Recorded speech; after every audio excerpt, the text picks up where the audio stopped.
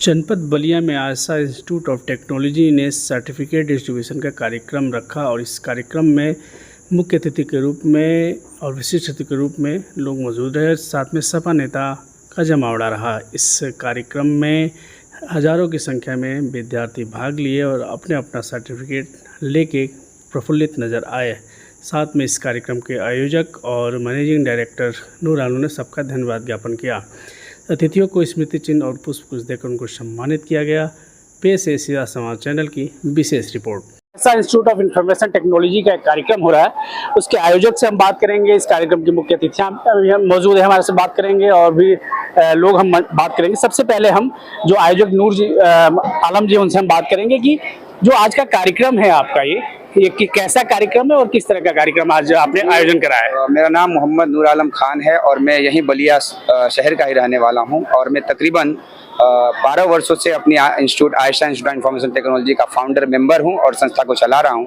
आज ये computer institute का एक प्रांगण है हमारा आयशा इंफॉर्मेशन टेक्नोलॉजी, जहां पर बच्चों को आज सर्टिफिकेट वितरण का कार्यक्रम है। ये सर्टिफिकेट कैसा वितरण है? क्या कोई कार्यक्रम आपने कराया था? कैसा सर्टिफिकेट वितरण कार्यक्रम हो रहा है? एक्चुअली हमारे यहाँ बच्चों की कंप्यूटर की जो कोर्सेज होते हैं, CCC, ADCA, O लेवल, इस तरह के सारे कोर्सेज होते हैं, उनके ही बच्चे जो कोर्स कर कंप्लीट हो चुके हैं, जो बच्चे कोर्स कंप्लीट कर चुके हैं उन्हीं को आज सर्टिफिकेट वितरण किया जा रहा है। ADCA, O लेवल जो बच्चे कर चुके हैं, पास आउट कर उनको सर्टिफिकेट वितरण किया जा रहा है। एक और बात जानना चाहेंगे, इंफॉर्मेशन की दुनिया में भारत धीरे धीरे आगे बढ़ रहा है, तो बलिया जनपद के लिए आपके इंस्टीट्यूट से और क्या आने वाला है भविष्य में?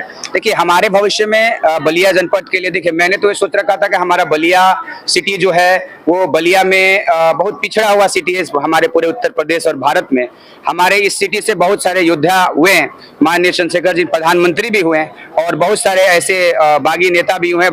बलिया हमारा सबसे पहले आजाद हुआ, लेकिन सबसे दुख भरी बात यह है कि पहले आजाद होने के बाद भी इंफॉर्मेशन टेक्नोलॉजी में और विकास में हम बहुत पीछे हैं। साथ खास तौर से हम शिक्षा में बहुत पीछे हैं। तो मैं चाहूंगा कि शिक्षा के स्तर को आगे बढ़ाया जाए और जब तक हम IT को नहीं पहचानेंगे, इंफॉर्मेशन टेक्नोलॉजी को नहीं पहचानेंगे, तो हम अमेरिका नहीं बन सकते, जापान नहीं बन सकते, रूस नहीं बन सकते, चीन नहीं बन सकते। इसलिए हमें इंफॉर्मेशन टेक्नोलॉजी को बहुत आगे लेकर चलना है और इसी क्षण में मैं इंफॉर्मेशन टेक्नोलॉजी की बुनियाद मैंने बलिया में डाला और दिल्ली से शिक्षा लेकर मैं 12 वर्षों से बच्चों को शिक्षित कर रहा हूँ और भारत में एक गौरवशाली शक्ति देने का काम कर रहा हूँ। तो हम बात करेंगे, इनके सहयोगी भी हैं, समाजसेवी भी हैं, राजनीति में भी हैं, जिला पंचायत सदस्य भी हैं। सर पहले अपना नाम मुझे बता दीजिए। जी, मेरा नाम मिंटू खान है। मिंटू जी, समाज में हैं, सामाजिक कार्यकर्ता भी हैं, आप जिला पंचायत सदस्य भी हैं। आपको क्या लगता है इंफॉर्मेशन जनपद बलिया के लिए या पूरा भारत के लिए, पूरे उत्तर प्रदेश के लिए कितना जरूरी है? वह इंफॉर्मेशन टेक्नोलॉजी आज का जो युग चल रहा है, सारी चीज़ उसी पर डिपेंड है।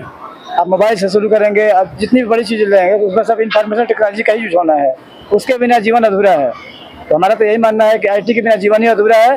तो जीवन से जुड़ा चीज़ है तो बहुत कंपल्सरी चीज़ हो गया। आज एक समय नहीं है, लेकिन एक और प्रश्न मैं जरूर आपसे करूंगा कि बलिया के युवाओं के लिए, खासतौर से युवा आपके साथ है, तो क्या संदेश देना चाहेंगे हमारे चैनल के माध्यम से? मैं तो सबसे यही रिक्वेस्ट करूँगा कि इल्म हासिल करें और इल्म को प्रैक्टिकली हासिल करें।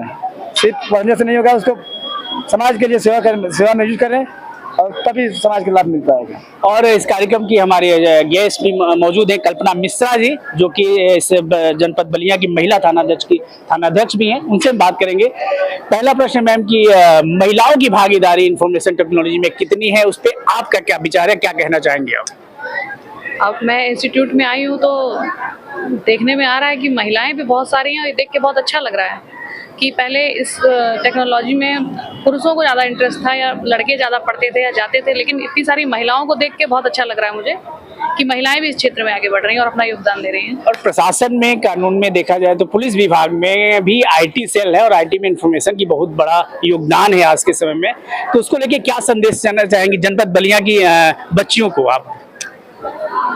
इंफॉर्मेशन टेक्नोलॉजी को लेके नहीं, जो IT सेल को आप अपना विभाग है उसको लेके क्या कहेंगे कि इसमें ज़्यादा से ज़्यादा बच्चे आए? आज इतनी ज़्यादा महिलाएं, एक समय था जब पुलिस विभाग में बहुत महिलाओं की कमियां थी, लेकिन समय को देखते हुए आज इतनी सारी महिलाएं भर्ती हो गई हैं कि हर थाने पे हेल्प डेस्क बने हुए हैं। हर थाने पे 8-8 घंटे की शिफ्ट में महिलाएं ड्यूटियां कर रही हैं।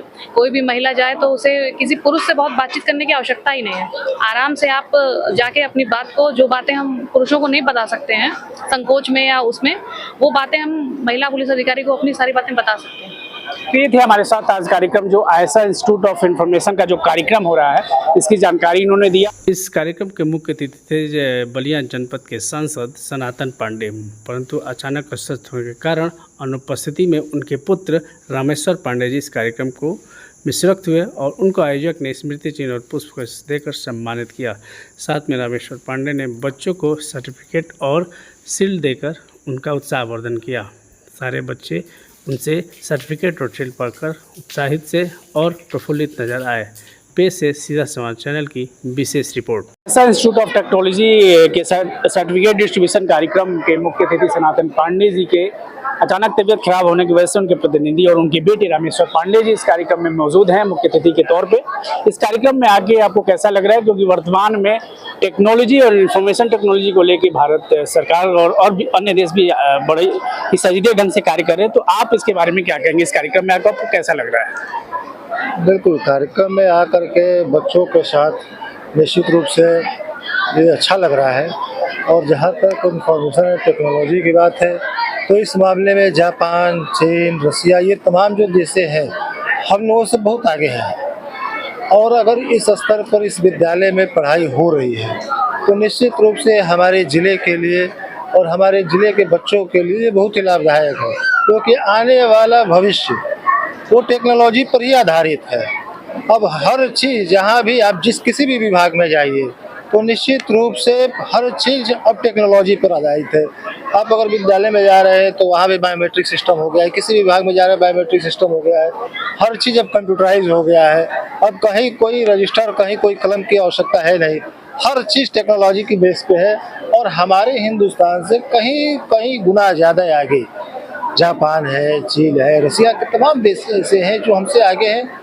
और अगर इस स्तर पर ये ऐसा इंफॉर्मेशन एंड टेक्नोलॉजी विद्यालय अगर कार्य कर रहा है और कार्यरत है और बच्चों को इंफॉर्मेशन की जानकारी ज़्यादा दे रहा है, टेक्नोलॉजी के बारे में जानकारी बता रहा है, तो निश्चित रूप से हमारे बच्चों के लिए और उनके भविष्य के लिए बहुत सुनहरा मौका है और उनको इस फील्ड में आगे चलकर बहुत लाभ मिलेगा। एक थोड़ा विशेष हटके एक बस आखिरी प्रश्न मेरा आपसे है कि आज बलिया बाढ़ से बहुत ज़्यादा पीड़ित है और इसने नेशनल हाईवे 31 भी पूरी तरह से क्षतिग्रस्त हो चुका है बाढ़ को लेके। पक्ष की सरकार है, आप विपक्ष में है, क्या कहेंगे इस बारे में? क्या बलिया की बाढ़ की स्थिति को लेकर क्या आपका क्या बयान है?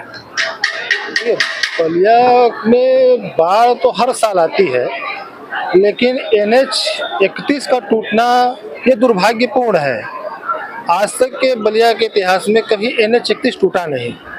और निश्चित रूप से मैं इसका सबसे बड़ा जो NH-31 टूटा है उसके अगर किसी को मैं जिम्मेदार मानता हूँ तो NHI वालों को मानता हूँ, जिन्होंने किनारे लगे पेड़ों को जड़ समेत उखाड़ने का काम किया और उनकी जड़ें जो थी वो थी रोड के अंदर तक गई हुई थी वो रोड। और उसके बाद ठीक है, उन्होंने उनको उसमें से निकालनी है ही जड़ों को, लेकिन उसके बाद जो फीलिंग करनी थी मिट्टी की वो फीलिंग अच्छी तरह से नहीं हो पाई।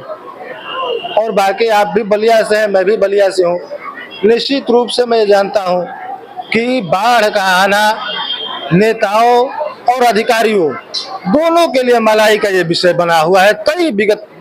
कई सालों से हर साल बलिया में बाढ़ आता है, नेता अधिकारी मिलकर के उसको लूस खरोस करते हैं, बंदर धन का बंदरबाट करते हैं। निश्चित रूप से एक बार बलिया के नेताओं को भी और जो बलिया में चाहे वो PWD विभाग हो, NHI हो, बाढ़ विभाग हो, इन लोगों को भी मानवता के नाते शासन से मिले पैसों को ईमानदारी से धरातल पर अगर उन्होंने काम करा दिया तो इससे हम लोग को बहुत राहत मिलने का काम करेगा। ये थे हमारे साथ सांसद प्रतिनिधि रामेश्वर पांडे जी, जिन्होंने बताया कि एक बलिया का इतिहास बहुत अच्छा रहा है, लेकिन इस इतिहास में एक बहुत बड़ा दाग लगा है इस बार बाढ़ के उसमें, क्योंकि नेशनल हाईवे क्षतिग्रस्त हुआ बाढ़ में बलिया का।